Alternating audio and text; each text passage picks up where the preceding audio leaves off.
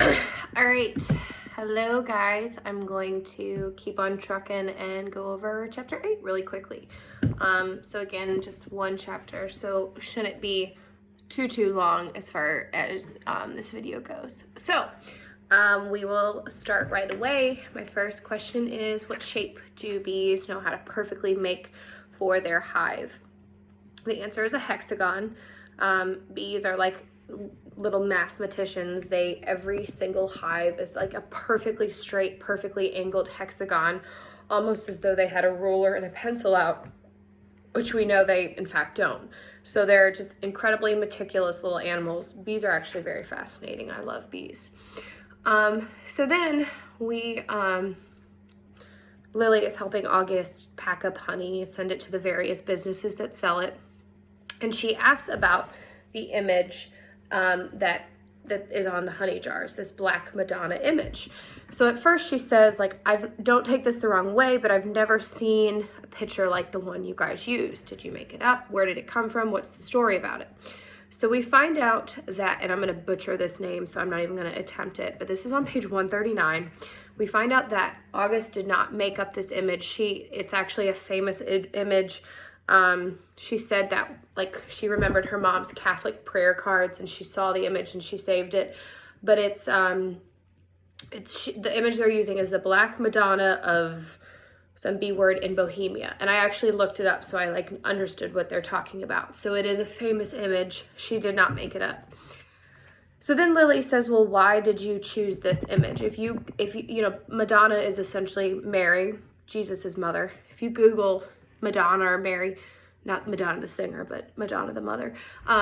If you Google that, there are hundreds of thousands, probably millions of different images and depictions of Mary. So Lily is like, okay, well, why did you pick that one? And she said, when her friends who are all African American saw it, they were kind of like awestruck because they had never seen Mary depicted that way.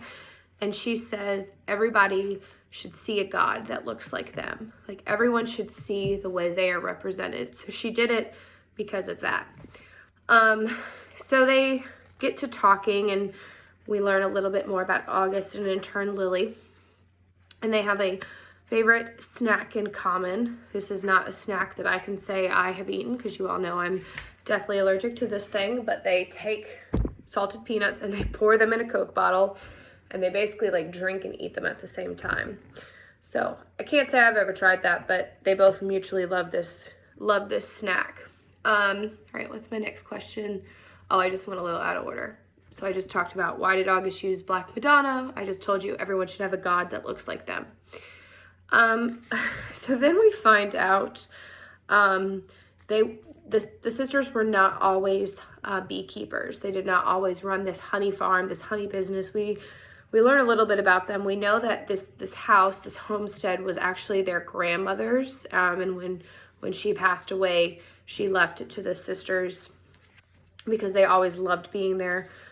They actually were born and raised in Richmond, Virginia, so they have not lived in this property their whole life. But she talks about jobs they previously had, and August kind of did an assortment of things. She cleaned people's houses, and then she taught history for a hot second. And then she tells what June did, which is kind of funny because June used to work at a colored funeral home, and she would dress and like clothe the dead bodies before a funeral. If you've been to a funeral, a lot of times the casket is open, so people have one last time to see the dead body. So she would be the person that would like make the dead body look nice. And I think it's funny because, hold on, Lily says, because we know Lily and June are just not getting along, Lily says that seemed like the perfect job for her. It would be easy for her to get along with dead people. I think that's a funny line. Okay, so then we ask when Lily and August are going over like their favorite things. August says her favorite color, I want to say, was blue. I'm almost positive it was blue. Point being, Lily's like, well, if you love blue so much, why did you paint your house this like ghastly pink? Oh yeah, favorite color is blue. You painted your house so pink. And she said May did it. May, they went to the store to buy paint for the house, and we already know that May really struggles. May probably has depression. Let's just put it out there. May probably has some undiagnosed depression that she doesn't know how to deal with. And so that bright pink color of Pepto-Bismol pink, she looked at her and it just made her happy. And even though August even says it's the tackiest color I've ever seen, it makes my sister happy, and I'm willing to live in a pink house. And so I thought that was kind of sweet. It lifts May's heart and spirits, and so she's the reason that this house is this like insane color of pink. Okay, so next we talk about August discussed several different jobs that bees perform, what role is the most important. I'm not going to go through each individual one. I don't ask you about that on your quiz, but point being is like they're in a hive, there are thousands of bees and every bee has a job. And they all are like ingrained on like, this is my job and this is what I do. And we know that the like top of the chain is the queen. Everybody is working for the queen. The queen is the most important. She's the mother of every single bee in that hive, and they depend on her to keep it going. So she is priority number one. Okay, what famous star is coming to Tiburon? So I had to look this up because obviously the setting of this book is a lot older than I am. So I was like, is this a real person or did they make this up? So his name is Jack Palance. I Googled him. He is real. He was a famous movie star of the time, and he is white. He did a lot of like Westerns and like action films. But at the time he would have been a really big deal. I had never heard of him, but he would have been a pretty big deal. So he's coming into town, and the whole town is going crazy. Not only do they have this like really famous person coming over, but he has made it known that he is planning on taking a colored woman to the movie theater. So we know that this is South Carolina. We know this is in the height of Jim Crow and segregation. And we know that racial issues are all the more pronounced in the South.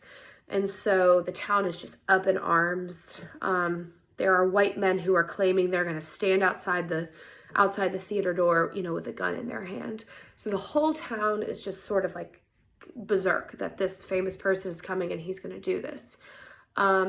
He's coming from up north, and you know, in bigger cities like Chicago or New York, that wouldn't be a big deal back then to take, you know, to have two people of mixed races go see a movie together.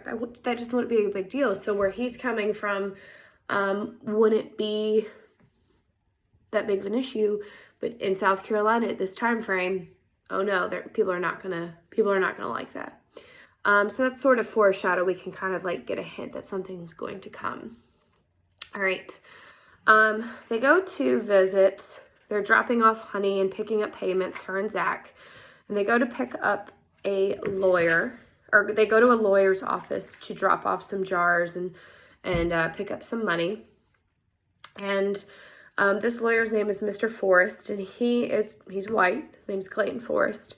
And he has sort of like taken Zach like under his wing. He realizes that Zach is an incredibly smart kid and really wants to be a lawyer, and is sort of like mentoring him. So they go to visit, and Lily kind of sneaks to the phone and she calls her father. And I ask you all, what does she ask him? And she asks him one question, and then she hangs up on him and she says, "What is my favorite color?" And he is not able to tell her. And the reason that this is important is, you know, if you truly love somebody, now this is kind of a hard question because for me, like, I feel like my favorite color changes all the time. But I think the point what the author is trying to display here is like, if you truly love somebody, you can easily be like, oh, well, her favorite food is this, and her favorite movie is this, and her favorite color is this. So T-Ray is like the only parent she has, and he can't even tell her the simplest thing. So it kind of makes her realize, like, did he ever really love me? Did he ever care about me or listen to me? So Mr. Clayton and Zach come out of their office, and he has given him a big old book of legal reports that is old and out of date, probably not really usable anymore, but it is like, hey, let this be the first book in your collection. You can go home and read this and study this. So I think Mr. Forrest is just a really genuinely nice man, and he comes back. As we hit the climax of the story, he becomes a little bit more important. So my last two questions are, when Lily gets home that night, she's kind of rattled about her father, about that phone call she made. And she goes home and she writes a letter to him. And she has no intention of sending it. She just has to like get her thoughts and her feelings on paper. It's a pretty intense letter. She's basically like, she says, if you were being tortured by Martians and the only thing that could save you was telling them my favorite color, you would die on the spot. So she's just kind of going on and on about how horrible he is. But she makes an acronym poem to the word daddy.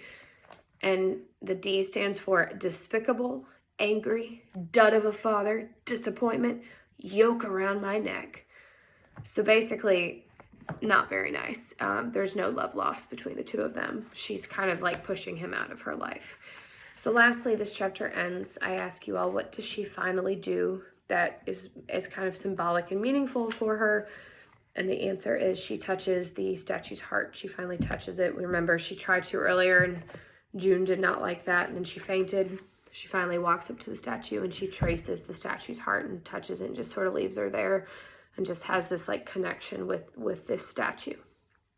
So that's all for chapter 8. I hope that helped. Hope you all are doing well. All right, bye.